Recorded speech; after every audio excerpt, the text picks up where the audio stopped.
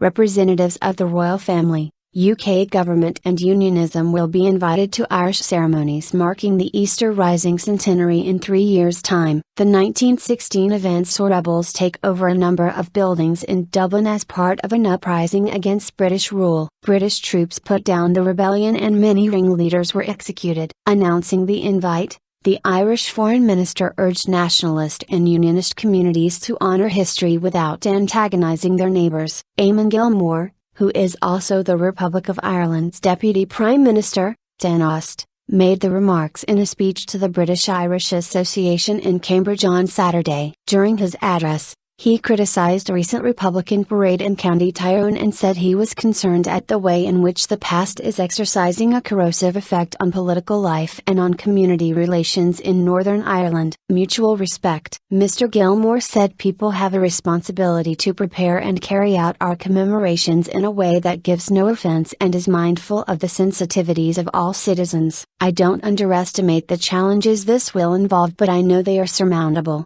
especially if we take our lead from the gracious and mutual respect shown by Queen Elizabeth and President Macaulay in Dublin 2 years ago, the Tánaiste added. In May 2011, the Queen made her first visit to the Republic of Ireland, during which she laid a wreath at Dublin's Garden of Remembrance, dedicated to those who fought for Irish freedom. The 4-day state visit, hosted by the then Irish President Mary Macaulay, was hailed as a diplomatic triumph that improved Anglo-Irish relations. Mr. Gilmore told the British-Irish Association, "If we are true to the lead that they showed, then I would hope that we can host representatives of the royal family and the British government, along with the leaders of unionism, in Dublin in 3 years' time in remembering the Easter Rising. I hope also that 3 months later we can all respectfully remember those who gave their lives in British uniform at the Battle of the Somme, IRA Memorial." The Tánaiste said he intended to visit Belfast for the second year in a row to lay a Remembrance Day wreath in honour of Irishmen who died in the First World War,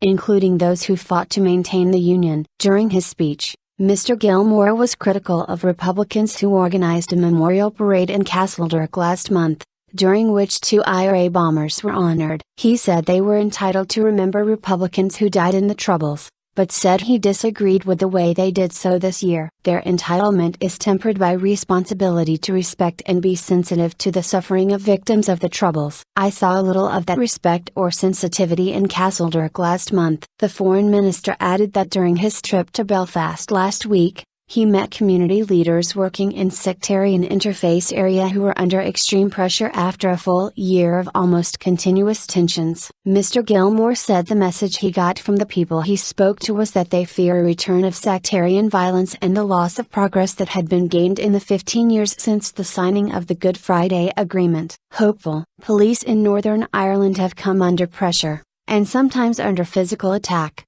during a number of contentious parades this year, and at street protests linked to the dispute over the flying of the Union flag at Belfast City Hall. I am concerned at the pervasive and undiminished influence of sectarianism on civil life, and not solely in the more deprived communities, the Tánaiste said. However, Mr. Gilmore told the British-Irish Association that he remained hopeful that problems could be resolved, with support from the British and Irish governments, the US administration and European peace funding. He said forthcoming talks, to be chaired by US envoy Richard Haass, must produce a clear way forward on all of the contentious issues, flags, parades, and the past.